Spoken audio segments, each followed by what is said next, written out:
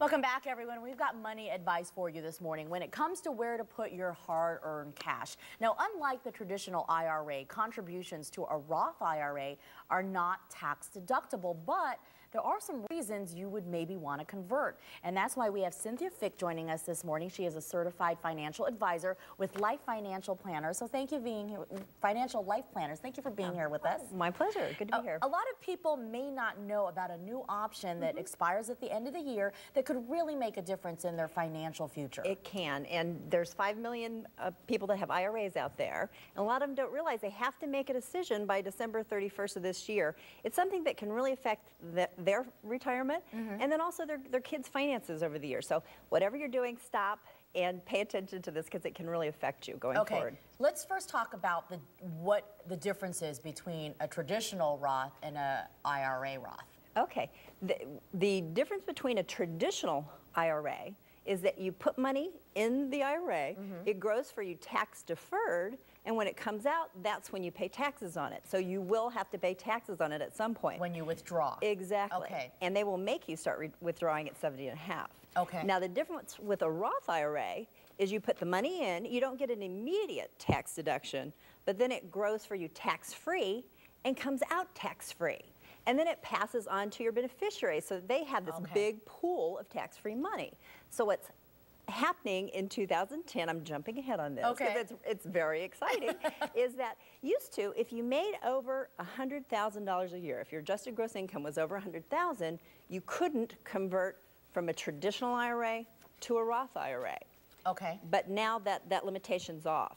Okay. Is that off forever or it's just off forever. until the rest of the year? It's off forever. Okay. The things that's different about 2010 is that this is where I really want you to listen up because you need to make a decision here pretty quick. You have to decide by December 31st if you're going to do this. But there's a new exception out there that you can take money from a tax deferred IRA and convert it over into a Roth IRA. So you normally cannot do that. You can do it, but here's the catch. Here's what's happening that's really exciting. It's a good catch. It's that if you do it by December 31st of this year, you can not have to pay the taxes in 2010. You get to push off paying the taxes to 2011 and 2012.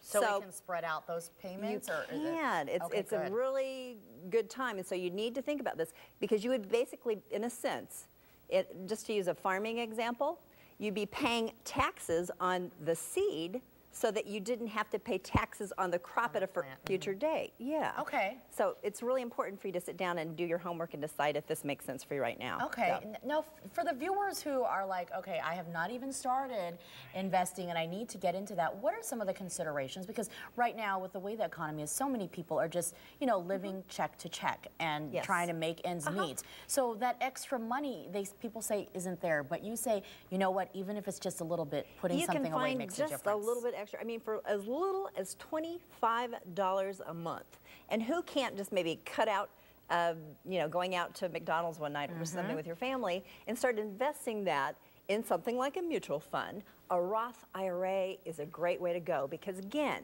you're accumulating money tax-free that will come out tax-free. And if you don't spend it in your Roth IRA, in your retirement, it passes on to your beneficiaries and then their children. So it's a great way to accumulate a big pool of tax-free money. The beneficiary, are they taxed when they then withdraw the money? No, no. When they inherit it, based on their age, they have to start taking income from it, but it's tax-free income, and the rest of it can continue to grow tax-free. So important for parents like Tyler, new parents, to be thinking about. Because it's a way to save for their future. And you know, going back to the Roth conversion, which I want to mention one other thing about it is that you really, you wouldn't want to consider doing it if you don't have money outside of it to pay the taxes, because then you'll just be spending down your assets. So you want to make sure you have money to pay the taxes on it, So it really works out well if you have that money sitting aside, and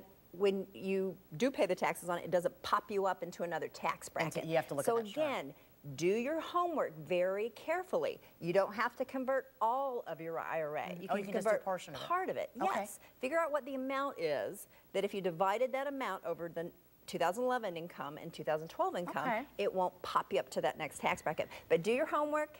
That's why Cynthia's the expert here. And if you need some advice, Financial Life We can help Planners you. is the name of her company. Great. And we Yes. appreciate you trying to explain that to the novice like myself and Oh, Tyler. We're no. like, okay, I think we're following you on that. But Yeah. yeah, I mean, it's something that everyone Need has to to do your think homework, about. check it out, Absolutely. seek the Especially advice when you have of a the professional. deadlines. Yes, So, it's by December okay. 31st. So. Thank you so much, Cynthia. my We sure pleasure. appreciate you shedding some Great. light on that. Still